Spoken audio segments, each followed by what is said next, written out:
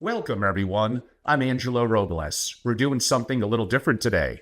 AI, sovereign risk, and billionaire playbooks. I'm very honored where we're reversing the roles today. I'm being interviewed by David Bain, founder and publisher of Family Capital, as he interviews me, Angelo Robles. So on that note, without further ado, I am handing the reins and control to David Bain. David, it's all yours. Thanks very much, Angelo. Angelo Robles is a global authority on family offices, renowned for his bold vision and forward-thinking approach. As a family office strategist and futurist, Angelo has spent over 20 years guiding elite family offices through the complexities of wealth management, governance, and legacy building in an era of AI transformation, geopolitical risk, and economic upheavals.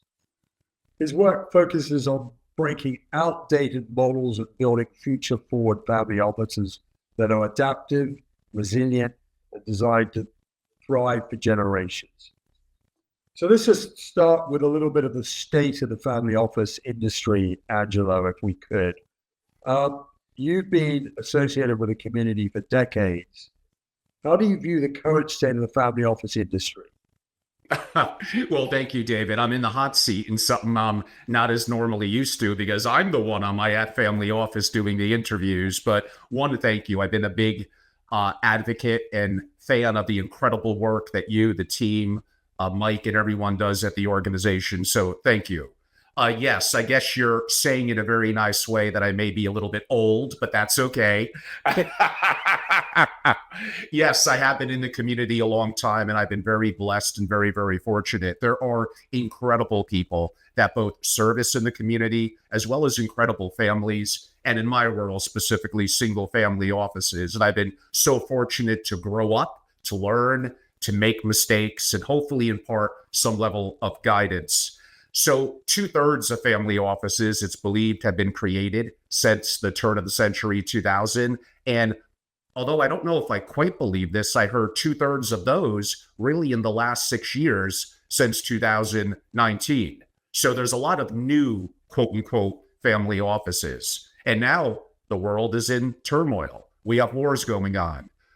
We have various political regimes that are adapting and changing as we go along. And in the last couple of years, we have the rise of AI. So the industry is changing radically. And most professionals and most family offices, if I could be rather blunt and honest, they're not adapting or not adapting quick enough. They're in for a rude awakening. And this is going to be a very, very interesting time. A little bit from the perspective of servicing the community and having traveled the world, Europe relatively recently, and having met a lot of people and know a lot of people broadly in the community, there are some things that are disappointing. Most organizations that service the community from a community builder perspective are event-centric organizations. Their monetary model is often built around sponsorship, and I understand you have to make a living.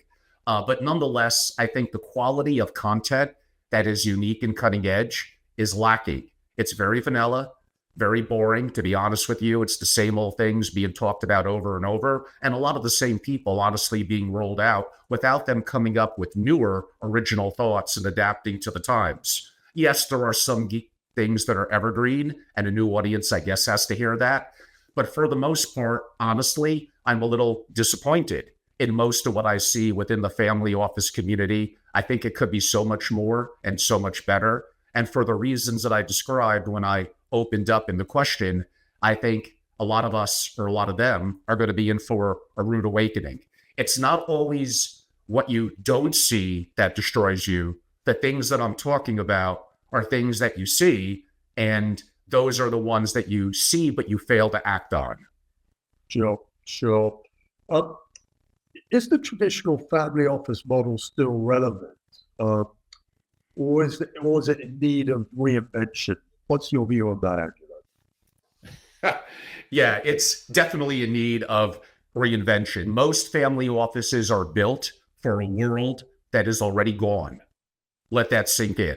But the top 1% of family offices, I believe they're adapting. You need to build, innovate, and dominate in a world that is changing very rapidly. Elon Musk and others have said the next 10 years are going to be like 100 years condensed. So it's moving at breathtaking speed. What normally might have took half a year, or 3 years, imagine multiplying that by 10. And that really is the speed about how things are adapting, I guess is one thing you could say. So I'll say this in concluding my answer to that.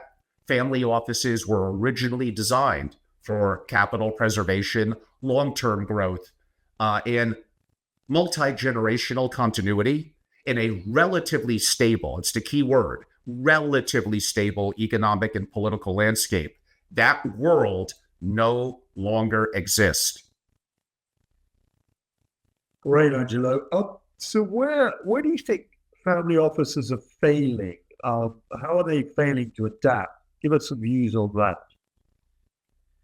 I mean, honestly, there's a couple of stories I tell. One of them is called the Detroit Paradox, and I give several examples, but people do tend to enjoy stories, and, we'll probably get to that relatively shortly. I think a big problem is effectively they're stuck in a slow-moving, bureaucratic, quote-unquote, system that has been created year after year in a family office. There's issues with principal and agent, lack of connection and lack of continuity, a lack of alignment of interest is maybe a better way to put it. There's lots of issues with what I call the gatekeeper problem in a family office. When the gatekeeper can no longer be of value to those they serve, their understanding and their approach to the world is they gatekeep that world, quote unquote, from the principal. Therefore, the principals and the family get sometimes used to a family office that is comfortable, but not necessarily optimal in today's world. They arguably get too much. I'm going to shock everyone here. You need to have governance. Governance is how you make decisions. You should absolutely have mission and vision statements, of course, a constitution, a huge advocate, and shame on you if you don't. You're not going to be forward thinking in today's world, understanding how to process information and make decisions. But could you have too much of it? When you have too much of that, when you have the gatekeeping of the family office, a principal and agent problem, as I described, coupled with not understanding the true global picture, understanding a geopolitical landscape, global economics or macroeconomics more applicably, coupled with the incredible fast rise of AI, which is a lot of the things that I've been talking about and active in, you have everything set up for fragility in the family, not anti-fragility. What you want to have is anti-fragility. You want the ability to have the capacity and the capability. That's what you want to develop within the family. We could dive into that further. People like Christian Stewart, Matt Wesley, Jay Hughes have written about capacity and capability and are, beautiful in terms of their genius in terms of it. And I learned so much from them. So I do think the industry is being rocked. I do think it's going to look radically different within a few short years. Really, it's happening right now. But imagine by 2030, imagine as AGI and superintelligence inevitably come into play within the next 5 to 10 years. What is going to be the impact? And those are all things that, as we progress in our discussion, we'll get a little more into, but I do look forward to it. Brilliant. Angelo, what you talked about the Detroit paradox. Can you maybe give us some thinking on that? What exactly does it mean, and why does it matter for family offices?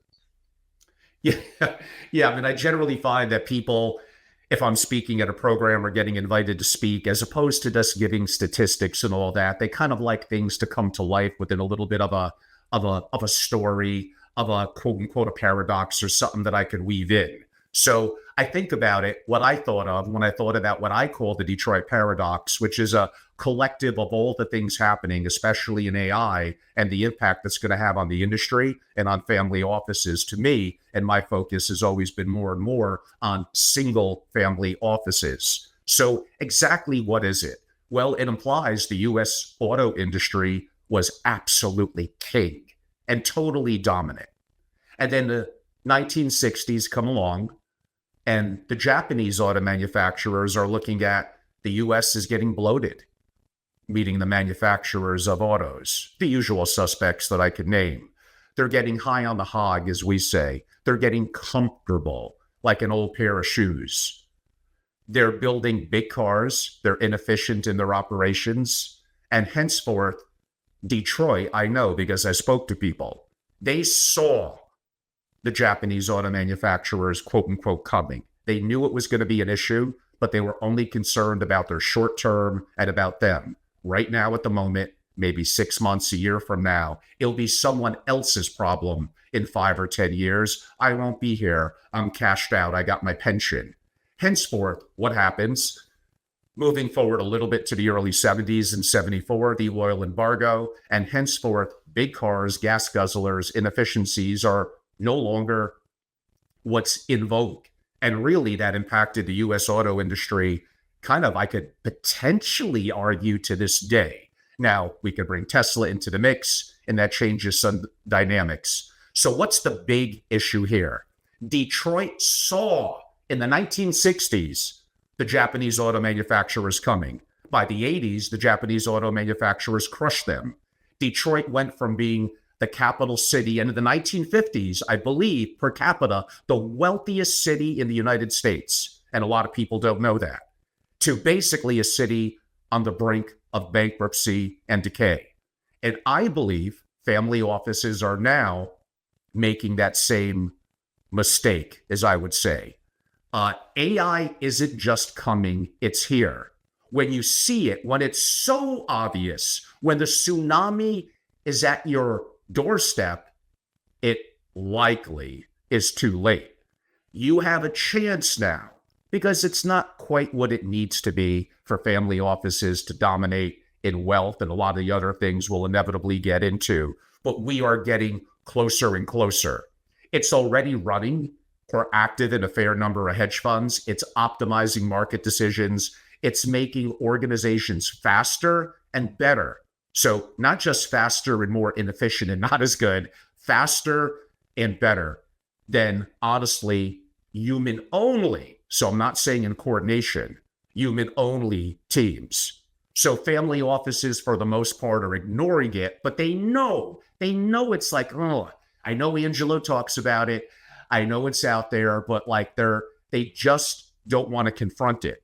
So I believe moving forward, not only do family offices have to be more knowledgeable, from geopolitical issues to addressing liquidity and sovereign risk to investing in a new world order. I mean, I know I'm going a little hardcore on this, and I may get into this later. We have a U.S. president, a newly elected U.S. president, that was a multi-billionaire, and in a two-day period right before being inaugurated, basically made tens of billions of dollars, way more net worth than he did in real estate over 50 years in effectively a meme coin. Now, I could say some good things about that and some things that may not be as positive. But here's what I will say, and you have to agree in that analogy right there, and tying in my Detroit paradox, the world is absolutely changing. If you're not adapting to this, you will be like the frog in slowly boiling water. You won't really feel it at the moment, but let time go by and you'll fade away. Most families have a hard time sustaining through the generations anyway. That is going to be more and more accelerated as we move forward. Brilliant, Angelo. You've also talked about what if scenarios for family offices and how they can deal with, crises. Can you give us examples of some of these what if scenarios and how family offices can possibly deal with them? I think you mentioned, for instance, power grid failures, financial networks shutting down, communication systems collapsing, infrastructure is in lockdown. Give us how talk about these scenarios and how they relate to family offices and what they can do to prepare for those potential scenarios. It could take a family decades, sometimes a century or more, in terms of building great wealth. And a lot of times they don't realize, sure, there could be slow decay, and that's probably the more common, but there could be sometimes one day or over even a week where things could go very wrong, and they're ill prepared in terms of crisis. So working as a consultant with single family offices as well, I like to run through kind of tabletop and what if scenarios for family offices that they're not thinking about. It's not to necessarily expose some of the weaknesses that are inherent in, unfortunately, too many family offices. It simply is to make them better and be aware of these things. So people do tend to relate sometimes to real life scenarios and stories, a little bit like I mentioned with my Detroit paradox and not seeing AI coming and how the world is changing. So I'll maybe give one what if. I don't want to bore the audience and go on and on and on. I'll talk about April 6th of 2024. Now, we're doing this in early 2025. That was under 1 year ago. Under 1 year ago. So I'm standing, I was not in Wyoming at the moment. I was in Connecticut. I have a home in the suburbs. So about 90 miles outside of New York City. And my ground rocked. There was an earthquake. We're not used to that. I'm not in California. So I thought even really at the moment, how's my son doing in college? Let me reach out. How's the family? I thought about a little structural damage. I mean, I've never really felt something like that here. And normally once you get one, there could be a cascading effect that could happen.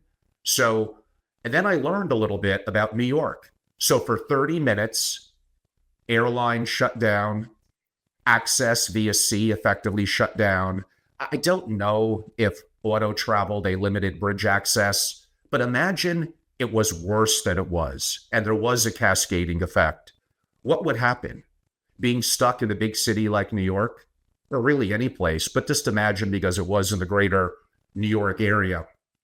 Imagine, God forbid, a bridge went down and there was no access. Imagine power and electricity, which has happened before in various things in New York, and we have an aging electrical grid and a lot of problems with our infrastructure in this country and in many countries that are kind of falling behind. And we may get into deficits and challenges and things like that relate to kind of rebuilding, quote unquote, the country. So I like, and I think, as you know, because I think I've written something before for your periodical, I've done consulting work for among the wealthiest families literally in the world on addressing sovereign risk and disaster preparedness. It's one of my passions and a little bit unique, I guess you could say, in terms of the work I do.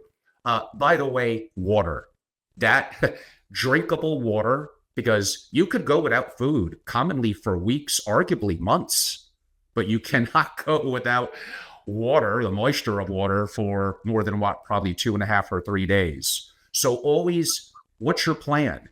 How are you, your family, and your family office going to communicate? Suppose electricity went out. Well, you're probably not going to get your Bitcoin to work now. How are you going to go to an ATM?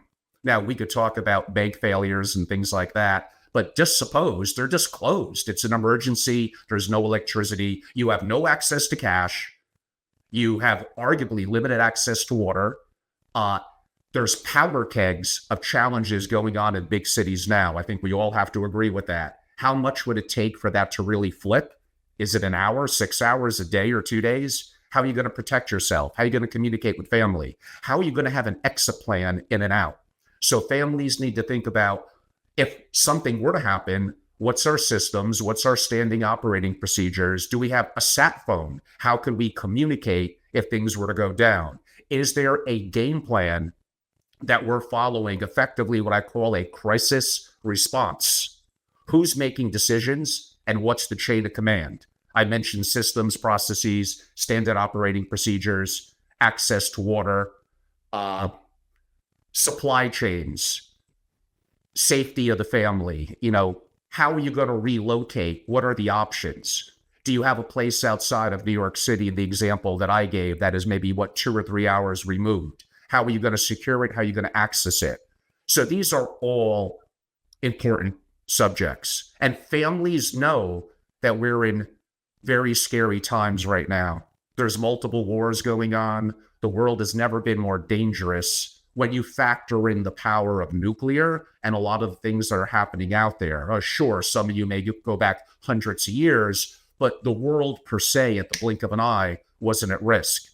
Not to change the topic, but just to bring things to people. In New York, in early December, New York again, I hate to pick on you, I was in Florida, and I heard the news that someone shot the CEO of United Healthcare. Like, there's a backlash now to kind of the rich and the super rich. And I never thought I would have seen where, a couple of days later, the alleged suspect, Luigi Mangione, was almost made to be a hero by a certain percentage of the population. So this goes into, and I could get really deep, which we won't today, into how society could topple and the risk to family offices. I could go back to the French Revolution, the Russian Revolution, 1620 English Reformation, Nazi Germany, and a lot of things where the rich, depending on societal and issues with the haves and have-nots and a lack of the middle class, creates a problem. And I'll tell you this one thing, when things go to hell in a handbasket and there's way more of the have-nots than the haves don't end up 99% of the time or 99% of them in a good spot. I could get very graphic. You don't want to hear that, but their assets could be taken from them and far worse. So these things are uncomfortable, but they need to be thought out. And more society is at a backlash relative to the super rich. What about the oversights you see family offices?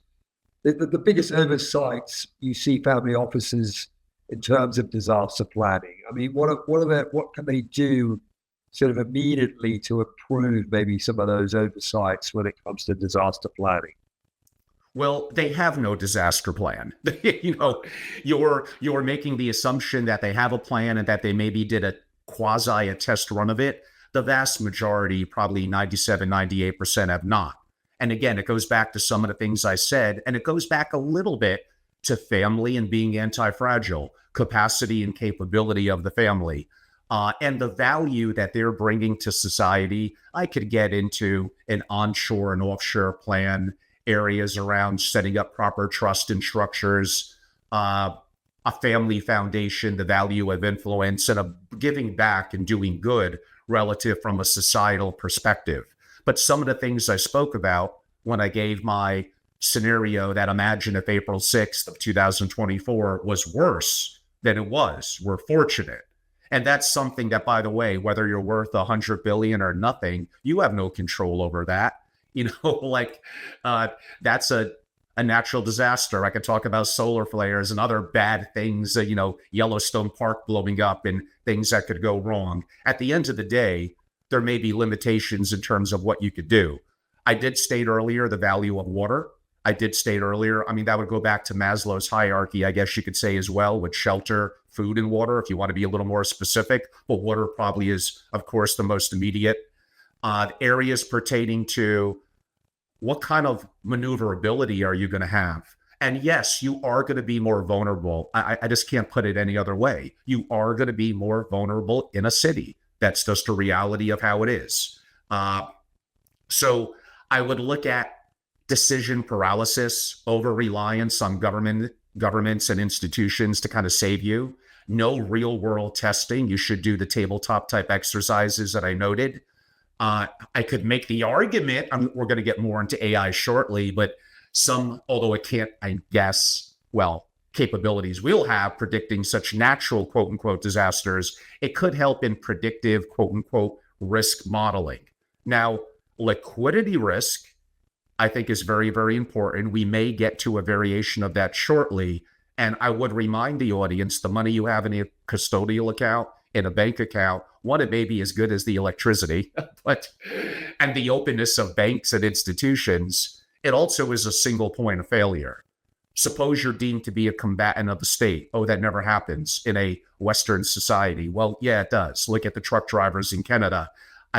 It wasn't quite as bad as it could have been, and the threats that were made, but a lot of things could go very, very wrong. I could talk about cash on hand, literally cash on hand, about what areas with a state in the US or a country around the world we'll get to. And I'll name some names and countries that may be more intriguing from a global diversity perspective. I could talk more about Bitcoin, about Monero, which is, let's go with the words, less traceable by entities or governments than Bitcoin. So these are all things that I actually don't think are that complicated, but they do need to be thought through. And the reality is, you have all that wealth, decades after decades of building up that needs to be protected. And there's a level of concern that it's gotten long in the tooth and that you're not thinking of the things that could go wrong, David. Sure. Great, Angelo. How do you think family offices should be evolving to respond to AI, geopolitical risks, and macroeconomic shifts? Maybe you could give us some thoughts on that. Well, I mean, that's a lot there. So, maybe we'll kind of, go through some of it, of course. So again, they're acting as if we're living in a world that doesn't exist. Most family offices are built on a playbook, a platform that effectively is pre-AI. And that's understandable since AI is really, although technically has been around since the 50s, really it's the last 2 years. And again, I go back to, you look at people like the current CEO of Google saying it's going to be as impactful as fire and electricity. You hear Elon Musk talk, you hear Jensen Huang at NVIDIA, you hear about the growth. Something that's going 10x goes from 1 to 10, then 10 to 100, then 10 to 1,000. What, in like the end of 3 years, look how much growth and capability is happening there.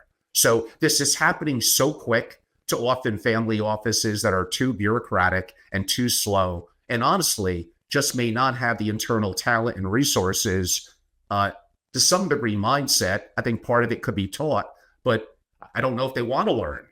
So AI is reshaping the world of wealth management, legal accounting, servicing, investment strategy, and definitely family offices. And, traditional investment strategies by families built on more quarterly reporting and human-led analysis is honestly moving too slow to also take advantage of some of the more unique opportunities, I guess you could say, that are kind of happening at the moment.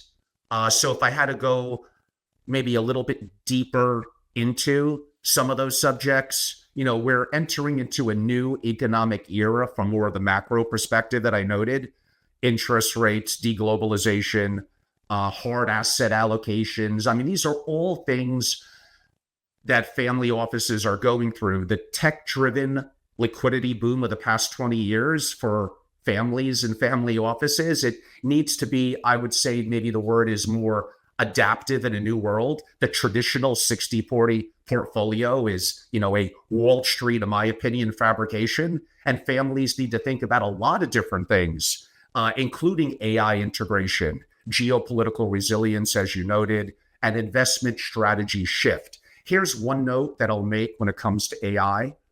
And one, you need to, and you absolutely could, leverage AI for investments, for deal flow, for risk management, and operational efficiency. I invest in public and private markets in AI, and they've been valuable for me. I'm being tactical in what I do, but I look at it far beyond investing. I look at it as a playbook of my knowledge, my future, the future of my family, mitigating risk, and for operational efficiencies in my quote unquote, my family office. We're going to be heading to a world, David, and it's right around the corner. And I know a lot of executives don't want to hear this. It's a reality where deca billionaires are going to have under 5-person teams. We're not quite there yet, but that's not 20 years from now. It might be a year from now, might be 18 months, maybe 2 years. Yes, there'll be a need for human interaction, but do you need to have more than one or two? We're all going to hear that AI is going to augment us as humans, and that's true. And if we're not using it, we're not going to be as effective. But how about the world in 3 to 5 years where simply it may be flat out better? So the ability of identifying problems, the ability of solving problems, and identifying exponential opportunities, and having the emotional intelligence and the communication skills to interact with a principal and a family. When I think of an incredible attorney, which is so valuable to a family, I don't necessarily purely think of their technical capability. That's going to be more and more of a commodity moving forward. I think of them having the incredible ability to, let's go with the word, to solve problems. So here's one thing that I am going to say on AI. You do understand that when we use things like ChatGPT, Anthropic, wonderful programs, I mean, I use them too, that I'm training that program and sharing it with the world and my competitors because I'm making those programs better. So a lot of people and a lot of families are so behind on tech and their tech stack anyway to get operational effectiveness and efficiencies in their family office. It's woeful. Most family offices are so bad and so far behind with that. And then you add in the advent of AI and the things that we're talking about here, and it's egregious. But going back to the issue of AI, I've been talking about you need to take control and own, don't rent. So you could utilize Meta's Llama model, which is open source and foundational, bring it in internally, not share it with your competitors in the world in terms of certain inputs that you have in it. Now, might you need to have a machine learning specialist and some resources? Sure. We could talk about insourcing and outsourcing that and maybe other talent as well. Although I had someone reach out to me a couple of days ago that said, Angelo, you give me and two other talented people a 3-day weekend with enough caffeine and Skittles, and you'll be shocked about what we could create as technologists, even for family offices. So I'm going to look and I work with families about not just understanding tech, not just AI, and not just the pure investment play of it, although that's important. I also talk about risk management, operational efficiencies, impact on governance, decision-making, etc., and bringing it more internal, how to have my own internal edge by owning it, not renting it, and structuring that on certain models like what I described. Yeah, it's not cheap, but it's not wickedly expensive, partially depending on what the goals are. So I think a lot of the tech companies that so-called service the family office world now, they're not built on an AI platform, and they're not in a rush to change because they have a profitable model without changing, without rocking the boat, without opening the eyes of their family office clients. And family offices are often too slow to realize that, I wouldn't say they're being taken advantage of, but there's a lot of conflicts of interest in the community. And again, I don't know if you want to dive really, really deeply into that. It's probably going to be uncomfortable for a lot of people that might even be watching. What I'm saying is no one cares about you like you. If you're a family, no one cares about your money like you can. The buck stops with you. You're responsible for the quality of the people you hire. Nothing is more important in a family office for now than hiring brilliantly. And most family offices, no, absolutely do not do that. They hire for comfort and the perception of safety.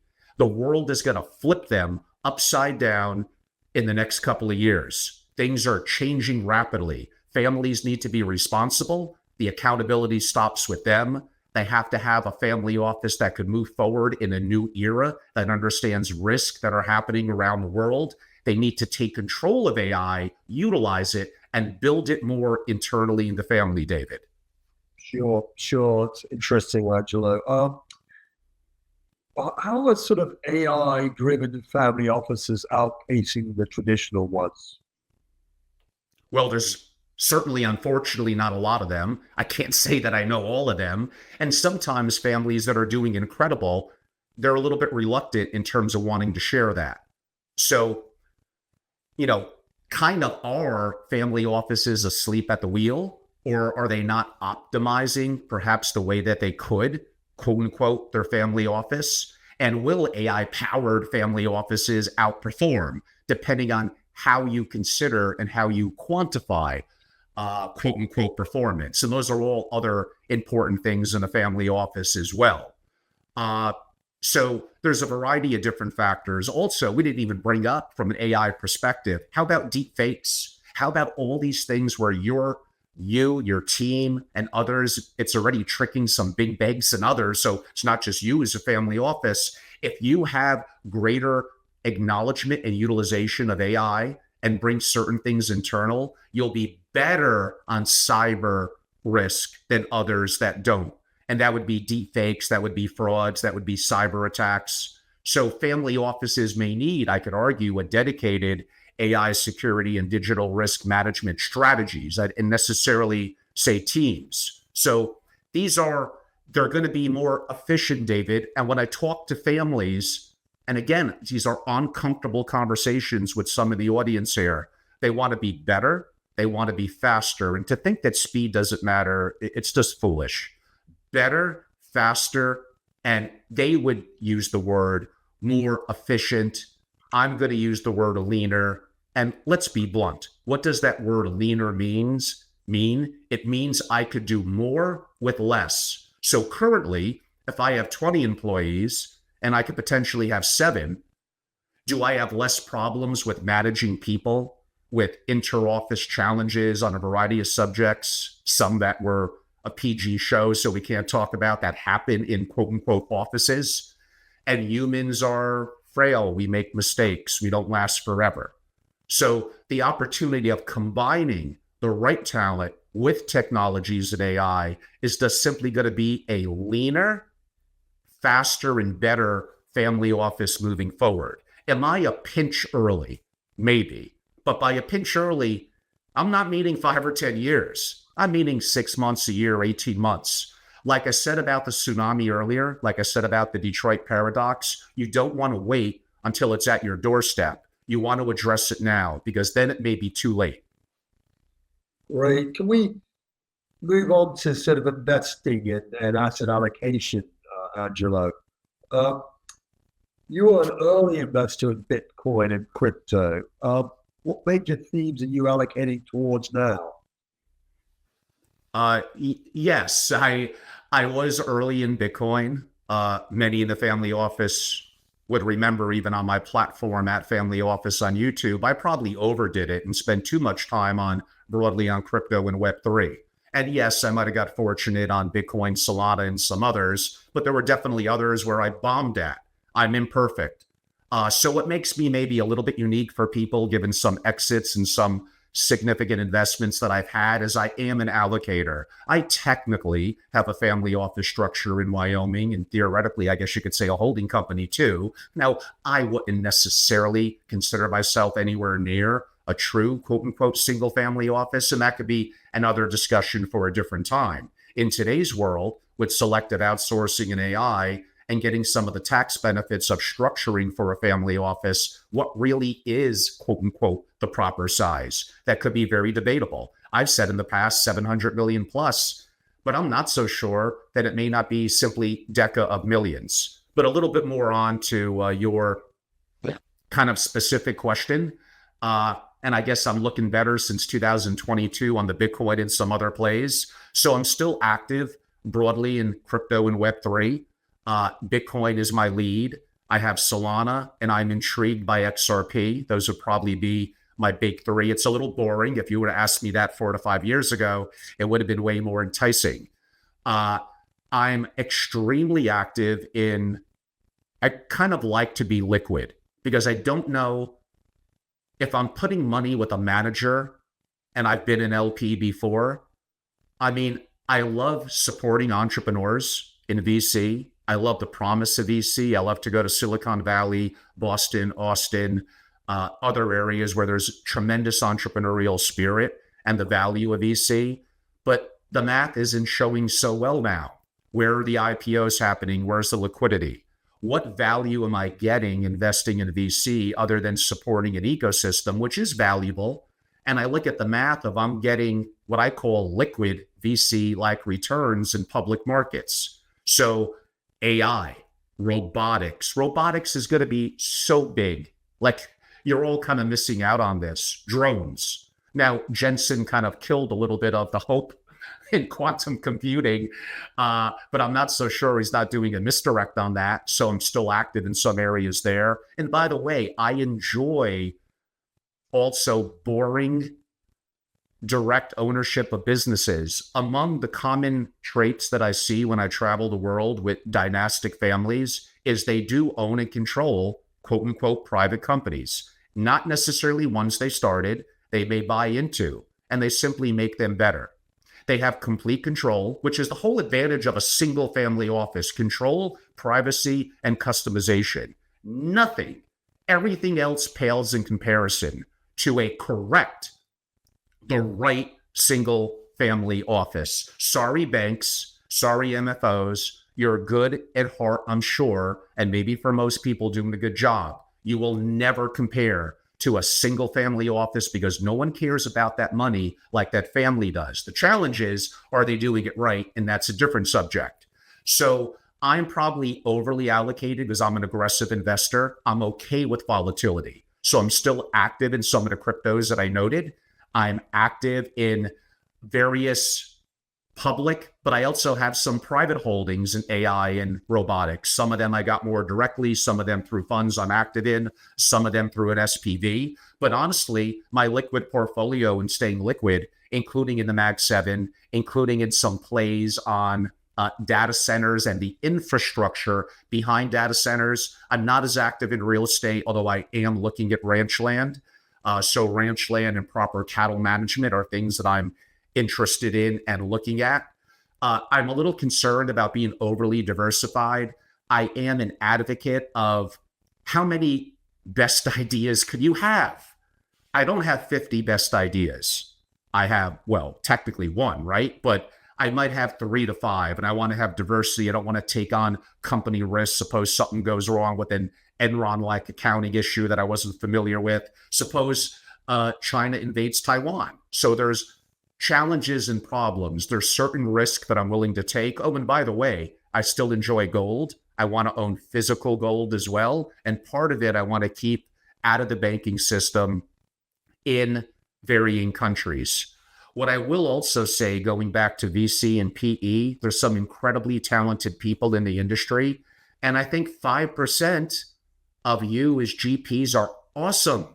And families, especially larger scale families that don't want to roll up their sleeves and get their hands dirty, especially in private companies. But how else are you going to teach the rising generation unless you do that? So that's also why I'm an advocate of owning and controlling private companies, engaging the rising generation, seeing how the world really works, understanding negotiation, the fact that business owners will also lie to you, they'll fabricate things, understanding how to negotiate, banking, leverage. All that is a better teacher than any university or college from that perspective will ever be. But all that being said, there are some, I think it's 5%, and it's just me, where you might be better off in those incredible funds for a part of your portfolio being an LP. Good luck identifying them. They change, dynamics change in the industry with macroeconomics, with GP partners in your own scenario. And now you're adding on additional counterparty risk for someone like me who likes control, who likes a little more and more to be liquid and likes to have global optionality. I want to be more diverse. Now, I could get into, are we too dollar denominated? Should we have more diversity in varying currencies and business interests around the world? If you're a significant family, the short answer, David, I don't want to go on with this. The short answer is yes. Brilliant, Angelo. Very interesting. Can we look at sort of sovereign risk and disaster planning? Lessons from the last few years, if you like. You've done extensive work advising families on sovereign risk and disaster preparation. What new insights have emerged given your expertise in this area? Yeah, like I actually have some show notes from a family that I've done some work with. So I'm going to go back to some of the things that I also said earlier. A lot of us, and me, everyone, we have blind spots. Ultra wealthy families understand that things could go wrong. I mentioned earlier 1620s English Reformation, French Revolution, Russian Revolution, and other things. We have political bifurcation and grave challenges around the world. The U.S. is bifurcated. The U.S. has a massive deficit. Now, the world revolves around the dollar. That gives us a level, with me being here in the U.S., of power and authority. But things don't last forever. The risks and challenges that we're facing now from China comparative to the US and Russia is completely different than 30 or 40 years ago. China is a far more significant adversary. I mentioned things that I'm active in AI and robotics and drones. Well, let's look at that. The US may have a small edge on AI. We do not have an edge on robotics. We may have an edge on the intellectual research and development and talent. We don't have the production capacity that the Chinese have. And on drones, we're not even playing in the same ballpark. We're way behind. Now, might that change in the next 4 years? We have some very talented and smart people. People like Eric Schmidt and Mark Andreessen and Peter Thiel have spoken about this. We have the talent and resources here in this country, let alone, Elon. We have it, but that doesn't mean that we're going to be able to execute depending on a variety of challenges in terms of that we have. So families around the world often, one, they understand some of the issues that I'm talking about more than American families that could be ignorant to it.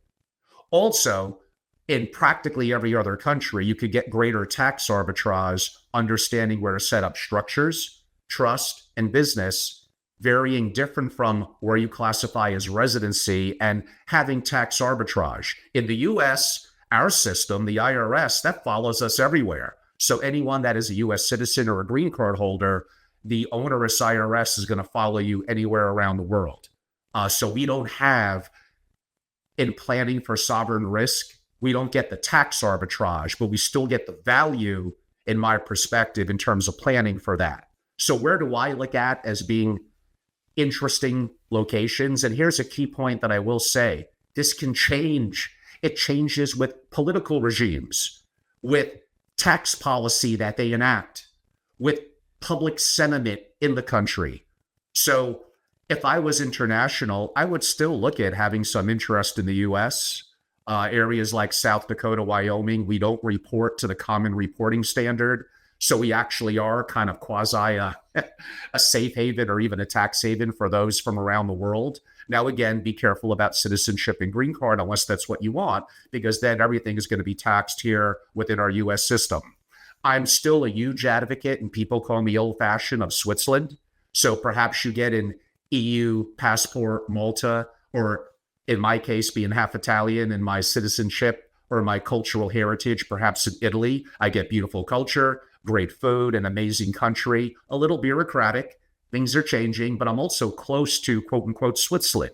Maybe I set up a second family office there. I set up structures. I negotiate via the tax cantons if I'm more active in a place like Switzerland.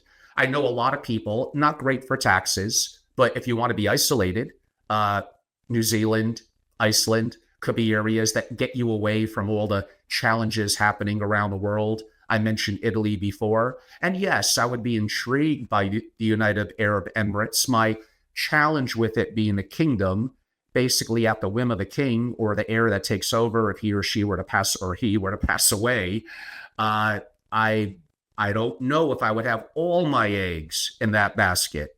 Singapore is close to China, but interesting. In Latin America, I'd probably look at Uruguay.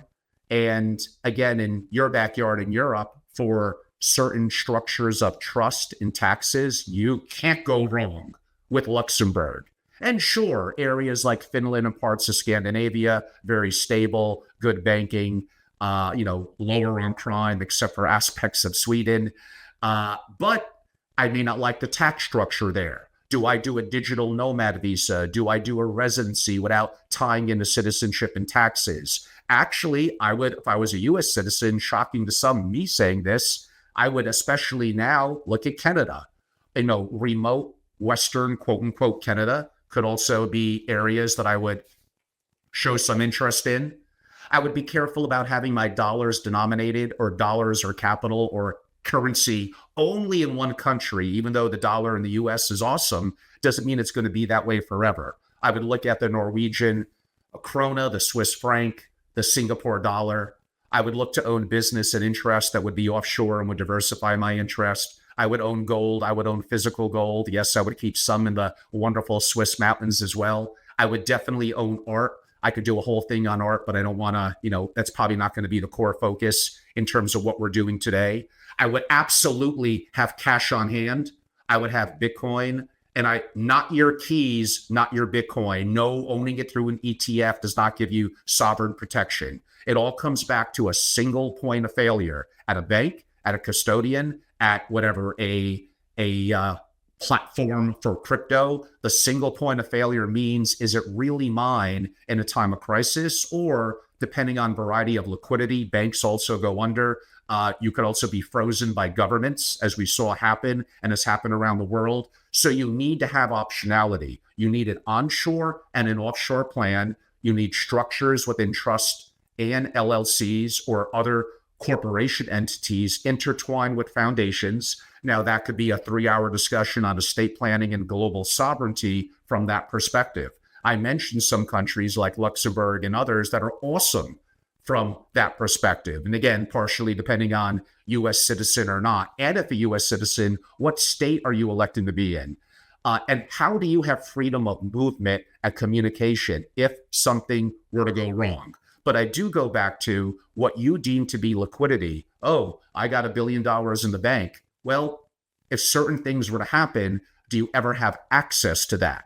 So that's why I think that cash on hand. I do think that there's going to be, I was watching the John Wick movies. They have that sanctuary hotel where, in theory, nothing bad could go down if you go there.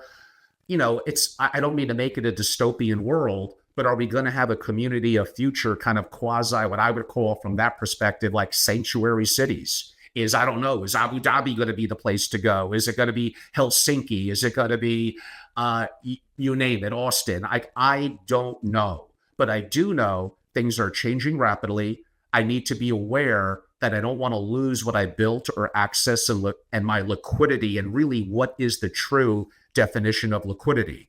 So these are all things that gravely need to be considered. And as you can imagine, David, the vast majority of family offices are not addressing these issues. Can we look at your family office channel on YouTube, Angelo? Tell us about it. Why did you launch it, and what are your goals with it? I mean, I technically registered early in YouTube's days at Family Office. I was so fortunate. And I started to pick up the pace a little bit in 2017, and really more so the last 2 or 3 years, kind of a latter stage of COVID and coming out of it, I just became more active. So your team at Family Capital are amazing. I look so up to you and Mike and the team and the wonderful writing and talent and resources you bring, and help to educate me and help me to think differently. But I'm not natural at publishing and writing in the way that you are. I enjoy the camera. I enjoy the stage.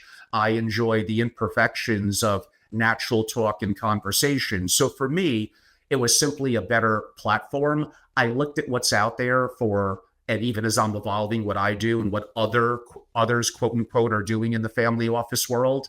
And I mean, I guess this never makes me a popular person in the community for a variety of reasons. I speak my mind.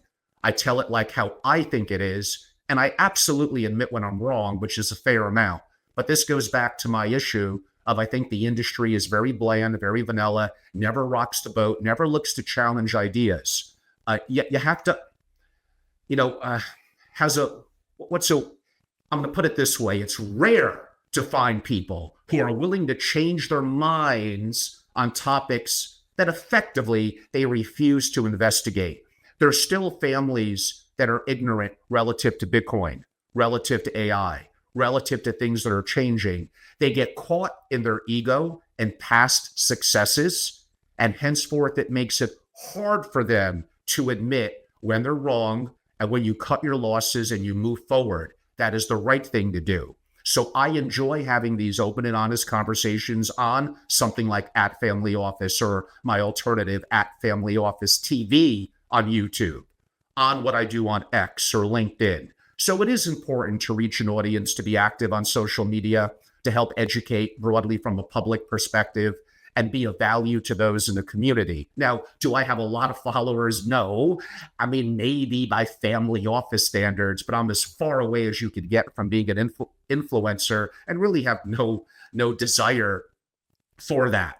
Yes, I do a lot of 3-hour interviews. I've known, someone said Angelo's the Joe Rogan. That was way too complimentary to me. But like Joe Rogan, in terms of being long form in the family office world, I could think of people like Jason Ma and Carol Pepper and others that were guests last year that we just didn't stop for 3+ hours.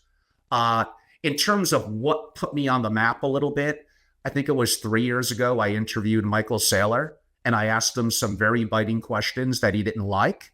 Some of it was picked up on Fox News and other platforms, and that gave me a fair number of followers. I've interviewed Tony Robbins, Jeremy Grantham, the iconic hedge fund manager, and bringing it a little bit more recent in the last 30 days. I learned so much from my long form interviews with Jordy Visser. That's Visser.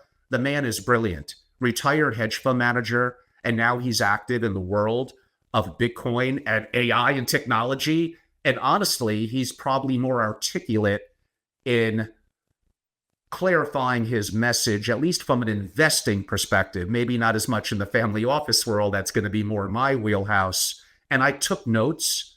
I watched it again myself. I followed up. I've made money in certain other allocations and investments that I made in that. And just this week, boy, talk about being fresh, David. I interviewed PhD, so Dr. Ian Cook, and we talked about, he worked in the family office, not anymore. He's a PhD in machine learning, a burgeoning AI expert.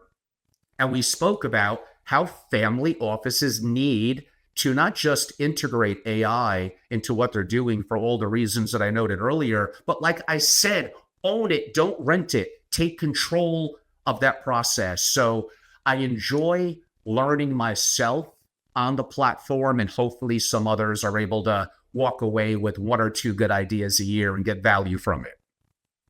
Brilliant. And how do you think YouTube and digital media in general is playing a role to shape the next generation of family office leaders?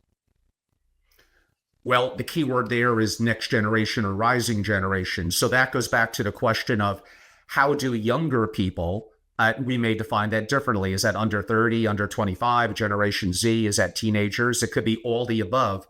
How do they learn and absorb information? And I'm a big believer in being a critical thinker, of thinking outside. It's overstated, but outside the box. I'm not afraid to take risk, to see around corners. And I think family offices would benefit even from really thinking for themselves. What you learned and how the world works is just flat out different now than it might have been in the past. And you need to be open, and you'll listen to my interviews with the incredible Adam Robinson. I mean, the man is brilliant. And now, an American who's now in the UK and going to the Middle East a lot. And some of our we did some 3-hour ones as well over the years. So I've really enjoyed that. So, David, when you ask those people, especially if they're under 25, are they watching the traditional news platforms? Are they reading the traditional platforms of even Financial Times or Wall Street Journal? Now, of course, some of them are. The reality is, and Van Jones said this, the liberal commentator on, I think it's MSNBC, Van Jones stated to his 15-year-old son, how are you getting information, son? I'm sure you're listening to Oprah Winfrey, Obama, and he mentioned some others, and his son laughed and said, no, I'm listening to Sketch and Kai Cenat, and I'm on Rumble, and I'm on Twitch. And how the younger people absorb and obtain information is different than how we might have done it back in our day. I'm not here to argue right or wrong. I'm just here to argue they're absorbing information differently. So understanding social media and those platforms is going to be valuable, including TikTok, which I'm not that fluid in, but I should be. And that's my bad, and I got to get better at it. Maybe that'll be one of my tasks this year, now that for now it's allowed here in the US. So I do think all these mediums are changing the dynamics. We all have to be lifelong learners, and we have to be very careful not to be careful with our biases or confirmation bias, and keep an open mind. Can we look at your SFO continuity, a new model for private membership? What is SFO continuity, and how does it serve members differently than traditional family office organizations? Sure. So some people in the family office world would know me as being the founder and longtime CEO of Family Office Association. It was a labor of love for what felt like, 2 decades. It brought me into the industry, and I learned so much. And by the way, always a shout out. I had incredible people around me that allowed any successes the organization had. Joe Riley was an incredible president, and I was so fortunate to have him in that founding role. Ryan Anson was incredible. So built upon the shoulders of others, I decided to sell Family Office Association midway, I guess you could say, during COVID. I wouldn't say I retired. I would say I took a little time off. I elected to focus on some of my investments and portfolio in my family, and put to work some of the things I've learned over 20 years, which was incredibly unique and valuable, and I really enjoyed it. And yes, I have the stage, I guess you could say, at my podcast, which is on Apple and Spotify. I don't post as much there. I'm more active on @FamilyOffice, as we just spoke about, and that's been a lot of fun. But I really did miss being more of a pundit in terms of my thinking and thoughts and the work that I do. So I set up SFO Continuity. SFO obviously stands for Single Family Office, dedicated to an intimate group of families that get my proprietary content in writing, and some of the writing that I do, or transcripts, and a lot of the private interviews and videos, connecting the dots access. I really want to be available to them 24/7, and think that I bring a unique, I guess you could say, perspective in terms of thinking. And again, as I say, the most family offices and families are built for a world that's already gone. They're built pre-AI. Everything is changing. And I don't mean to be a bit of a doomsdayer. I'm just facing up to reality. There's also, more so in the next 10 years, going to be incredible opportunities. And now is the time to be wickedly successful, to make a lot of money, because I do think we're going to be heading into what could be trying times with the advent, inevitably, of AGI into superintelligence. And we're going to have a certain number of trillionaires, governments, and institutions. I'm not going to say they're going to run the world, but it's going to be harder to create, especially looking perhaps 10 years out. So now is an interesting time. So for me to get together digitally, the work I do in writing, and I'm doing more and more in-person programs. Maybe we'll talk about my Palm Beach Forum upcoming. So my members are incredible. David, I could think of a couple of them. One of them was a co-founder of the Harvard Endowment back in 1974. Yes, he's an older gentleman, sharp as a tack, and has invested in over 900 private companies.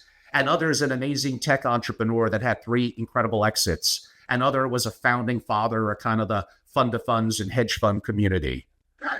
Others I could think of were, I could think of one person that had like a 300x return on a 7-figure investment relatively recently. So there's amazing peers, and that's where the value is. The problem with a lot of the membership and events community, and we hinted at it earlier, they're full of a lot of people that are fake family offices and a lot of sponsors.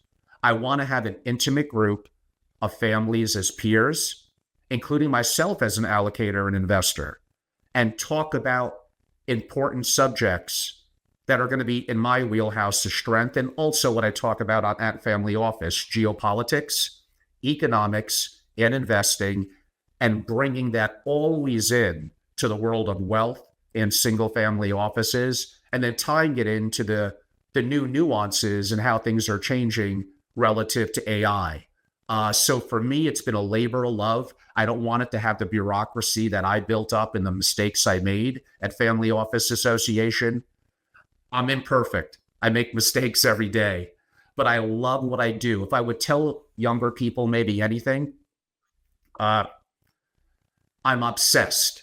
There's going to be people that are taller than me, more talented, you name it. Maybe I'm very mediocre in so many ways, but I am wickedly obsessed with the world, and have been for decades, of the single family office. I throw my life into it. I want to learn about it hours and hours every day, talk to amazing people, and share my insight, especially to those who believe and supported me, that are supporters of my SFO continuity. Some people just go to my AngeloRobles.com. So my website's pretty simple. It's just my name. And it's very obvious in terms of, I think, the value that the organization provides and the opportunity for the right families and or single family office executives to join. David, I think we're heading into, like I've been talking about the whole time, very, very interesting times. I can't guarantee you if it's going to be a utopia or a dystopia.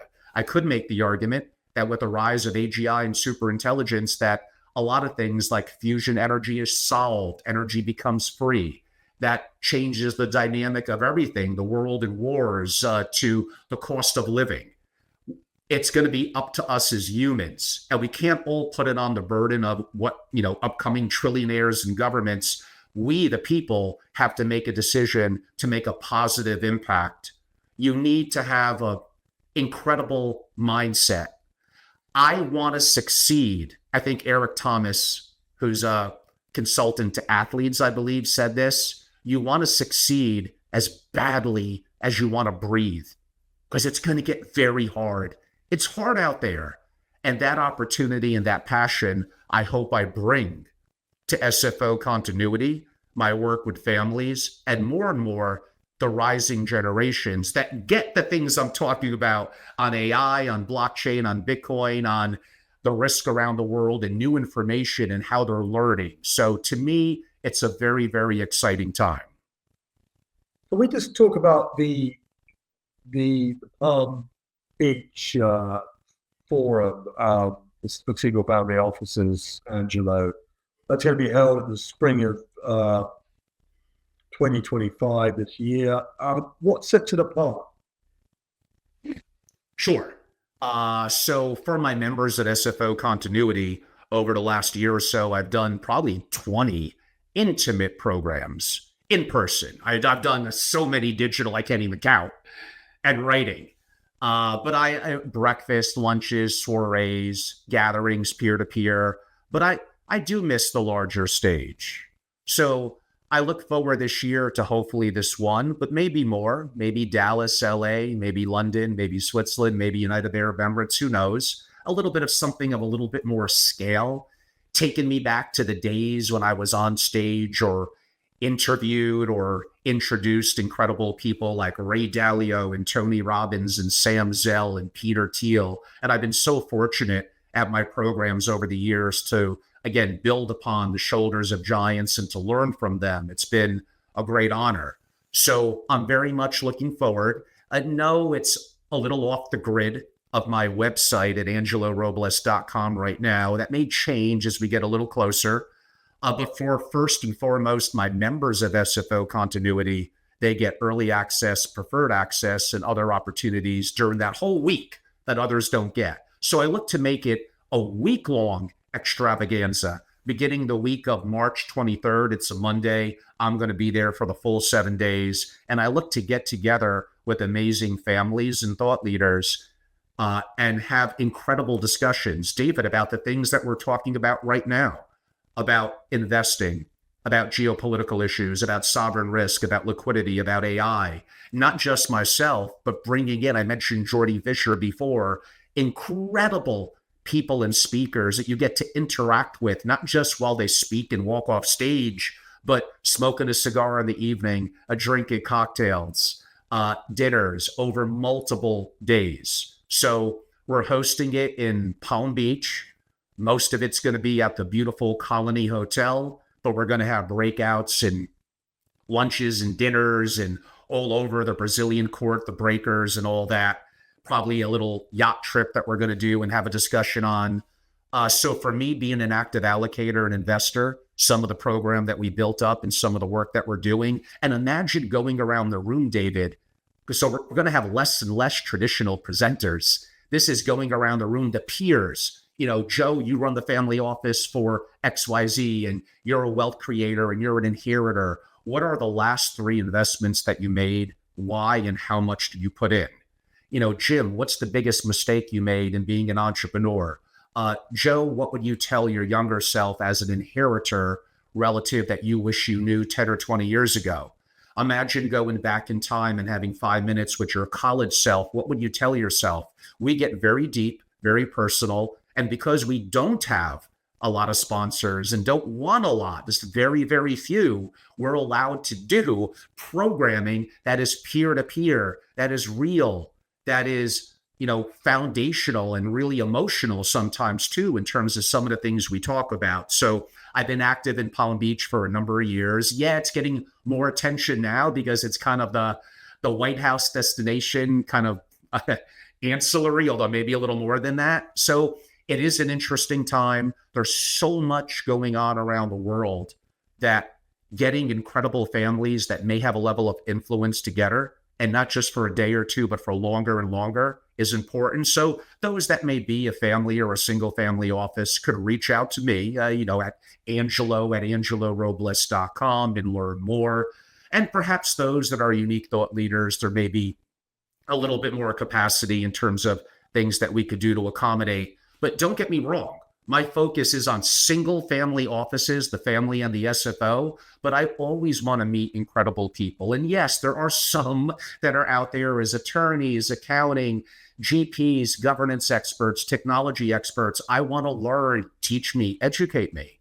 So the opportunity of meeting incredible people and being mutually beneficial to a variety of people is something that it's going to be very, very important to me. Maybe in concluding a little bit of that, David, and this is going to be one of the anchor tenements that we're also going to talk about among the things that we just spoke about today. The family office of the near future, like probably this year, the near future is just fundamentally different. Family offices won't be a scaled down version. Oh, but Angelo said less people. It's just a scaled down version of today's model. It's going to be a completely different, quote unquote, entity. I said earlier, it's going to be faster, leaner, and simply better, and going to be more and more driven, which is just the realities of the world, by AI that don't rely on human people and don't work 9 to 5. And in theory, kind of run 24/7. Traditional family offices will not be able to compete. They won't be able to compete in this new world. They may stay status quo. The family may still end up being rich. They're not going to be as rich or as influential or as valuable moving forward as they could have been if they decided to make some of the creative way of thinking and adaptations within the family office, leveraging AI and understanding some of the challenges from a geopolitical, a sovereign risk, and liquidity that are going on there now, David. Excellent, Angelo. Should we move to sort of wrapping up this discussion by getting your final thoughts on the whole family office? Well, what do you think are the main takeaways from this conversation? What would they be, Angelo? Well, I think that probably pounded it home pretty hard. I get a little frustrated when I hear people say that information is not valuable, that there's too much of it out there. Now, that's true. And the reality is 90% of the people are not adding any value to you. They may not be purposely trying to get you off track, although some of them are. So only 10% of people are really going to be valuable to your strive for excellence. I'm really, really big at not settling for status quo, not being okay. Be damn incredible. If you're not going to build a single family office or maintain one for it to be just wickedly incredible and pay your people properly, we could save compensation for another time. I think family office executives that are incredible deserve to be paid incredibly. But what I'm talking about is only a small percentage of people, really, it's like 10%, add any value whatsoever. So I think it's going to be important to realize the advent of all the things I've been talking about: sovereign risk, liquidity, investments moving forward. Do you know what robotics is going to do? How many robots are going to be on this earth within 10 years? Like, it may rival people. Drones may literally be tens of billions, and you're missing out. You're missing out not just on the investing opportunity because you're being too slow and not understanding it. You're missing out on the fundamental changes and how it's going to just radically change everything. like I said, the single family office of the future, really the near future, it's not just it's not just a smaller version or watered down of an existing model. So I'll go back, and I've always been an extreme advocate of the single family office, and also answering your question. The single family office, like I said earlier, is the ultimate. It is the absolute pinnacle and ultimate. It doesn't answer to quarterly reports. It is the ultimate in privacy control and customization when done right, which is not often enough. No one cares about your money like you do. And yeah, 7 or 8 years ago, when I said whatever, half a billion, 700 million, well, either I was wrong, which happens, or I changed my mind. It's different now.